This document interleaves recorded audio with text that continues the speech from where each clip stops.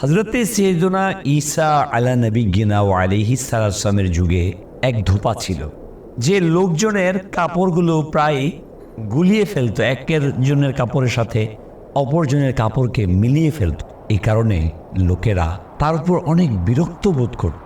একদিন লোকেরা হযরতে ঈসা আলা নবিয়্যিনা ওয়া আলাইহিস সালামের কাছে গিয়ে আরজি পেশ করলো, হুজুর, এই ধোপা খুবই মন ভোলা, সে আমাদের কাপড়গুলোকে গুলিয়ে ফেলে, মিলিয়ে ফেলে। আপনি আল্লাহ তাআলার কাছে দোয়া করুন যাতে সে ধ্বংস হয়ে যায়। ধোপা প্রতিদিনের ন্যায় সেদিনও কাজে বের হলো, সঙ্গে নিল 3টি রুটি। পথিমধ্যে এক ভিক্ষুকের সাথে দেখা, সে কিছু খাবার চাইল। ধোপা তাকে একটি রুটি দিল। ভিক্ষুক খুশি মনে দোয়া করল, আল্লাহ তোমাকে আসমানি বালা মুসিবত থেকে রক্ষা করুক। ধোপা সন্তুষ্ট হয়ে দ্বিতীয় রুটিটি তাকে দিয়ে দিল।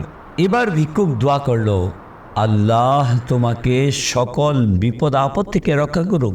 ধোপা তৃতীয় রুটিটিও তাকে দিয়ে দিল। অতঃপর ভিক্ষুক দোয়া করল, আল্লাহ তোমাকে তওবার তৌফিক দান করুক।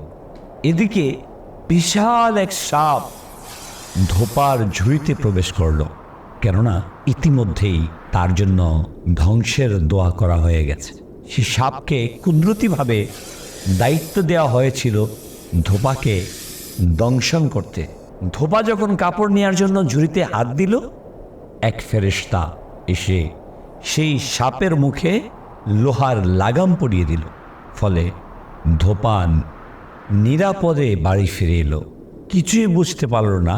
লোকেরা হযরতে ঈসা আলাইহিস সালামের কাছে এসে বলল, হুজুর, ধোপা তো দিব্যি সুস্থ রয়েছে, অথচ আপনি তার জন্য ধ্বংসের দোয়া করেছিলেন। আপনি তো আল্লাহর নবী। হযরতে ঈসা আলাইহিস সালাম ধোপাকে ডেকে জিজ্ঞাসা করলেন, আজ তুমি এমন কি মহৎ কাজ করেছ? ধোপা বলল, আমার কাছে 3টি রুটি ছিল, আমি সবগুলো আল্লাহর রাস্তায় সাদকা করেছি, আর এক ভিক্ষুক আমার জন্য দোয়া করেছে। হযরত ঈসা আলাইহিস সালাম তখন সেই সাপকে জিজ্ঞাসা করল, তুমি তাকে কেন দংশন করনি? সাপ বলল, হে আল্লাহর নবী, আল্লাহ আপনার দোয়া কবুল করেছেন এবং তাকে দংশন করতে আমাকে পাঠিয়েছেন। কিন্তু সে যখন ভিক্ষুকে রুটি দান করল, তখন এক ফেরেশতা এসে আমার মুখে লাগাম পরিয়ে দিল। এই কথা শুনে ধোপা সহ উপস্থিত লোকেরা খুবই আশ্চর্য হলো।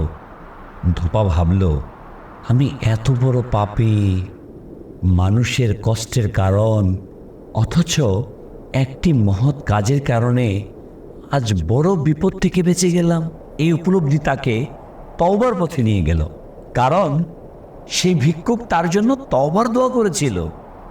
এই ঘটনা থেকে আমাদের জন্য শিক্ষণীয় বিষয় হলো, আপনি যদি বিপদ আপদ থেকে রক্ষা পেতে চান, তাহলে নিজের, পরিবারের এবং সন্তানের পক্ষ থেকে সদকা প্রদান করুন। আল্লাহ সদকার ওয়াসিলায় সমস্ত বিপদ আপদ থেকে রক্ষা করবেন। আমিন।